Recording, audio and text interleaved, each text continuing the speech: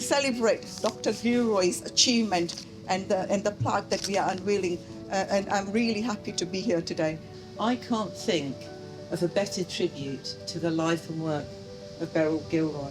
I'd just like to tell you a little bit about my mother.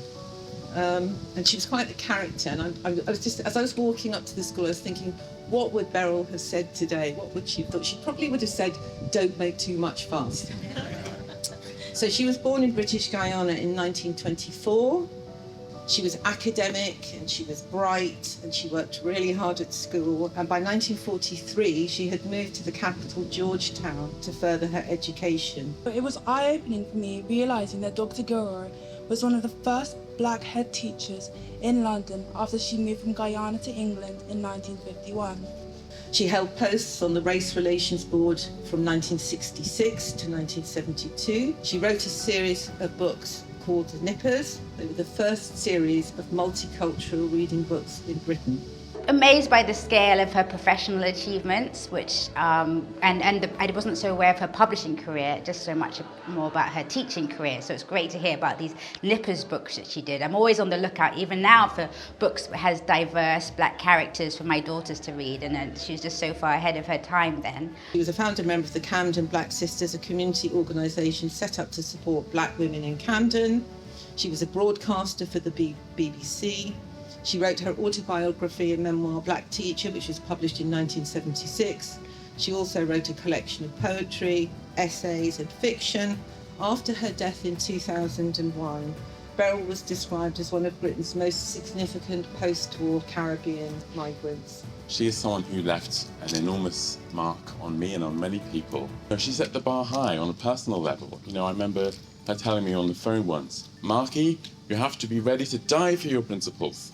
I was only about 10, so it left a big mark on me there also, and I think that sort of side of her as a person, really stays with me. One thing that was really struck me about Dr. Gilroy's life was the fact that her grandparents, who played a really important role in bringing her up, were the people who taught her to read and actually homeschooled her until she was 12, because they felt that formal education wasn't good enough for Beryl, and then when she was 12, sent her away to Georgetown.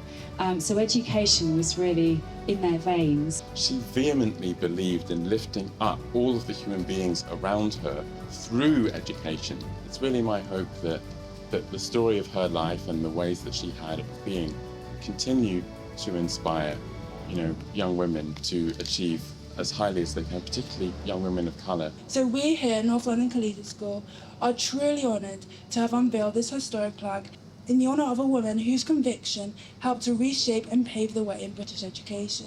But if you read this book, you find out that Beryl Gilroy is doing the most extraordinary, amazing things. And we mentioned the fact that she was writing books with children, black kids in the books, not in front of the books, but at the time you had these kind of books, which are very stereotypical, quite derogatory, and she had to fight for all that. And even now in 2025, you need so much strength and resilience to succeed, whether in the corporate world or whatever, education. There's still very few black teachers and head teachers in the country. So to do that in the 50s and 60s, and the level of contempt and ignorance she was up against, I think must have been a remarkably resilient person. But all I can really do is take that inspiration that she did succeed and, pass that on to my daughters.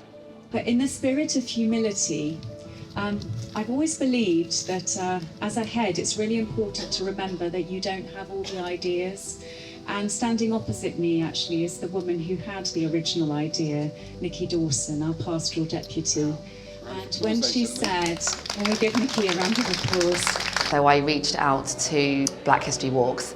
Yeah, I had a really positive response, and we went back and forth over email for a little bit, toyed around with some names, some people, and quite quickly it became apparent that Dr. Gilroy was really absolutely the right person for NLCS and that we were the right person for her, and that felt so true today. She's incredibly inspiring and I've enjoyed reading about her so much, but to hear from them about her as the person and her human side and what a character she was, is really special.